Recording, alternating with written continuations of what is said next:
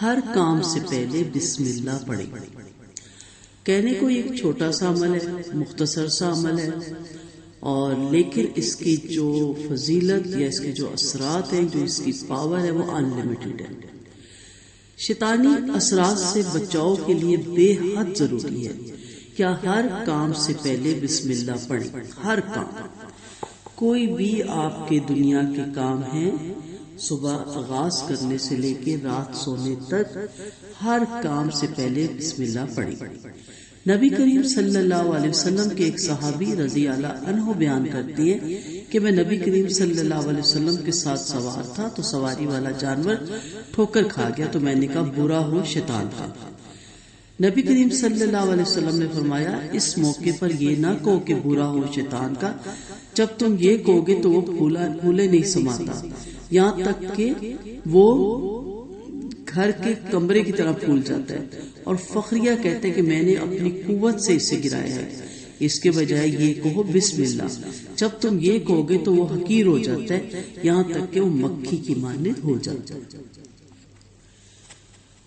ایسے لوگوں کے علاج کے دوران بہت سے ایسے واقعات پیش آتے ہیں کہ جب انہیں پڑھائی کرنے کے بعد، ان لوگوں سے پڑھائی کروانے کے بعد، کرنے کے بعد پوچھتے ہیں کہ اس کی کیا وجہ ہے، تو جن مریضوں کی زبانی بولنا شروع کر دیتا ہے، اور جب ہم اس سے پوچھتے ہیں کہ کیا وجہ ہے اس مریض کے پیچھے کیوں پڑ گئے ہو، تو وہ اپنی زبان میں بتاتا ہے کہ اس نے بسم اللہ نہ کہا، یہ کام کیا تو بسم اللہ نہ کہا۔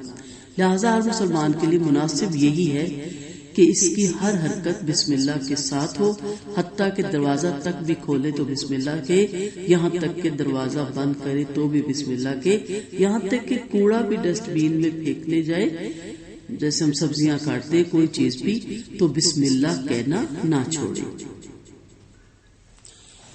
نبی کریم صلی اللہ علیہ وسلم نے فرمایا مجھ پر ایک ایسی آیت اتری جو کسی اور نبی پر سوائے حضرت سلیمان علیہ السلام کے نہیں اتری، اور وہ آیت بسم اللہ الرحمن الرحیم ہے۔ حضرت جابر رضی اللہ عنہ فرماتے ہیں جب یہ آیت اتری تو بادل مشرق کی طرف چھٹ گئے، ہوائیں ساکن ہو گئی، سمندر ٹھہر گئے، جانوروں نے کان لگائے، شیاطین پر آسمان سے شعلے گرے، اور پروردگار عالم نے اپنی عزت اور جلال کی قسم کھا کے فرمایا کہ جس چیز پر میرا نام لیا جائے گا اس میں ضرور برکت ہوگی۔ مسند احمد میں ابو ہریرہ رضی اللہ عنہ سے مروی ہے کہ آپ صلی اللہ علیہ وسلم نے فرمایا جو شخص وضو میں اللہ کا نام نہ لے اس کا وضو نہیں ہوتا، اور آپ صلی اللہ علیہ وسلم کا ارشاد ہے کہ ہر کام سے پہلے چراغ گل کرو تو بھی بسم اللہ کو، برتن ڈھانکو تو بھی بسم اللہ کو، گھر کا دروازہ بند کرو تو بھی بسم اللہ کو۔ تو بہت زیادہ احادیث اس کے بارے میں ملتی ہیں۔ مسلم کی روایت ہے کہ جس کھانے پر بسم اللہ نہیں پڑھی جاتی اس میں شیطان کا حصہ ہوتا ہے۔ ابو داؤد کی روایت ہے کہ آپ صلی اللہ علیہ وسلم کی مجلس میں طعام میں کسی صحابی نے بغیر بسم اللہ پڑھے کھانا شروع کیا، تو جب یاد آیا تو بسم اللہ اولہ و آخرہ کا، تو آپ صلی اللہ علیہ وسلم کو یہ دیکھ کر ہنسی آ گئی اور فرمایا کہ شیطان نے جو کچھ کھایا تھا ان کے بسم اللہ پڑھنے کی وجہ سے وہ کھڑا ہو گیا اور اس نے کہہ کر کے۔ ترمذی کی روایت میں حضرت علی رضی اللہ عنہ سے روایت ہے کہ بیت الخلاء میں جاتے وقت، یعنی دروازے سے انٹر ہونے سے پہلے بسم اللہ پڑھنے سے جنات اور شیاطین کی نظر اس کے سطر تک نہیں جاتی۔ حضرت ابو ہریرہ رضی اللہ عنہ کی روایت ہے کہ آپ صلی اللہ علیہ وسلم نے فرمایا جو کام بسم اللہ سے شروع نہ ہو وہ نہ تمام رہے گا۔ جو بھی کام ہم نے کرنا ہے اس کے لیے بسم اللہ کی عادت ڈالیں۔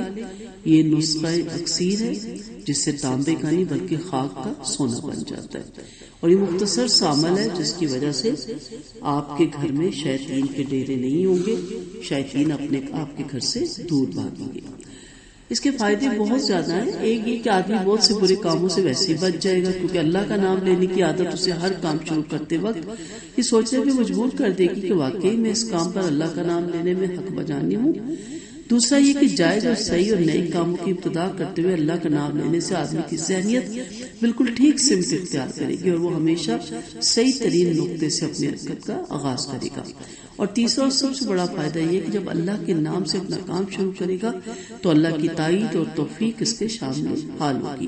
اس کی صحیح میں یعنی کام میں برکت دی جائے گی اور شیطان کی فساد انگیزیوں سے بچایا جائے گا۔ اللہ کا طریقہ ہے کہ بندہ اس کی طرف متوجہ کرتا ہے تو وہ بھی اپنے بندے کی طرف توجہ کرتا ہے۔ تو اپنا ہر کام بسم اللہ الرحمن الرحیم پڑھ کر کرو تاکہ مشکلات آسان ہو جائیں اور برکتیں بھی نازل ہوں، اور ہر وقت مومن کا تعلق رب کریم سے جڑا رہے، کیونکہ اللہ تعالیٰ کے فضل و کرم کے بغیر تو بندہ کچھ بھی نہیں کر سکتا۔ تو یہ ایک چھوٹا سا نسخہ ہے، کوئی مشکل نہیں ہے، اس کو ہر کام سے پہلے آپ پڑھنا شروع کریں، بچوں کو بھی کہیں کہ اس کو پڑھیں تاکہ اس سے جو ہے ہمارے گھر سے نصرات کا، شیاطین کا بھی فارغ ہو، لیکن اس کے ساتھ ساتھ ہمارے کام میں بھی برکت ہو۔ خالد بن ولید کے پاس ایک شخص امتحان لینے آیا کہ اگر آپ رضی اللہ عنہ یہ زہر ملا پانی پی لے جائیں تو آپ صحیح سلامت پی رہے تو میں مسلمان ہو جاؤں گا۔ تو آپ رضی اللہ عنہ نے بسم اللہ الرحمن الرحیم پڑھ کر پی لیا، لیکن اللہ کی فضل سے کچھ بھی نہ ہوا اور وہ شخص سمجھ گیا کہ اسلام سچا مذہب ہے اور مسلمان ہو گیا۔ بسم اللہ بہت بابرکت آیت ہے۔ نبی کریم صلی اللہ علیہ وسلم نے معراج کی رات جنت کی سیر کی، وہاں 4 نہریں دیکھی، ایک پانی کی، دوسری دودھ کی، تیسری شہد کی اور چوتھی شراب طہور کی۔ آپ صلی اللہ علیہ وسلم نے حضرت جبرائیل علیہ السلام سے فرمایا کہ نہریں کہاں سے نکل رہی ہیں؟ جبرائیل علیہ السلام نے عرض کیا یا رسول اللہ مجھے معلوم نہیں، دوسرے فرشتے سے دریافت کر لیتا ہوں۔ دوسرے فرشتے نے کہا کہ میں آپ صلی اللہ علیہ وسلم کو بتاتا ہوں۔ فرشتہ آپ صلی اللہ علیہ وسلم کو ایک بہت بڑے درخت کے نیچے لے گیا، اس درخت کے نیچے سے ایک بہت بڑی عمارت دیکھی جس کے نیچے سے نہریں جاری تھی، لیکن عمارت کو تالا لگا ہوا تھا۔ فرمایا نہروں کا مخرج دیکھنا چاہتا ہوں، تو فرشتے نے عرض کیا چابی تو آپ کے پاس ہے؟ فرمایا کہ میرے پاس تو کوئی چابی نہیں۔ عرض کیا چابی آپ کے پاس ہے، یعنی بسم اللہ الرحمن الرحیم اس کی چابی ہے۔ آپ صلی اللہ علیہ وسلم نے بسم اللہ پڑھ کر ہاتھ لگایا تو تالا کھل گیا، اندر داخل ہوئے تو کیا دیکھتے؟ 4 ستونوں پر لکھا ہوا ہے بسم اللہ الرحمن الرحیم، اور بسم اللہ کی میم سے پانی کی نہر جاری ہے، رحیم کی میم سے شہد کی نہر جاری ہے، اور اللہ کی ہا سے دودھ کی نہر جاری ہے، اور رحمان کی میم سے شراب طہور کی نہر جاری ہے۔ آواز آئی کہ آپ کا جو امتی ایمان اور یقین سے بسم اللہ الرحمن الرحیم پڑھتا رہے گا 4 نہروں کا مستحق ہوگا۔ یہ تفسیر روح البیان سے میں نے آپ کو پڑھ کے سنایا۔ بسم اللہ کی کتنی برکت ہے جس کی آج تک ہمیں کوئی قدر ہی نہیں۔ آج ہمارا ان باتوں پہ یقین کمزور ہے۔ دنیا کی رونقوں اور آسائشوں میں ہم اس قدر محو ہو گئے کہ جب ہماری آنکھ اس دنیا فانی سے بند ہوگی تو آخرت کے مناظر ہمارے سامنے آ جائیں گے، تب ہمیں یقین آئے گا، لیکن اس وقت کا یقین ہمیں کچھ فائدہ نہیں دے گا، اعمال کا سلسلہ تو منقطع ہو جائے گا۔ تو میری مسلمان بہن اور بھائی، جہاں تک میری آواز جاتی ہے، آج وقت ہے کہ اپنی آخرت کی فکر کر لیجئے۔ حقیقت یہ ہے کہ جو وقت گزر جاتا ہے وہ واپس نہیں آتا، اس لیے ہمیں وقت کی قدر کرنی چاہیے اور اپنے گھروں میں ان چیزوں کی عادت ڈالنی چاہیے تاکہ ہم ان تمام اثرات سے، نظر لگنے سے، ان تمام چیزوں سے ہم محفوظ رہ سکیں۔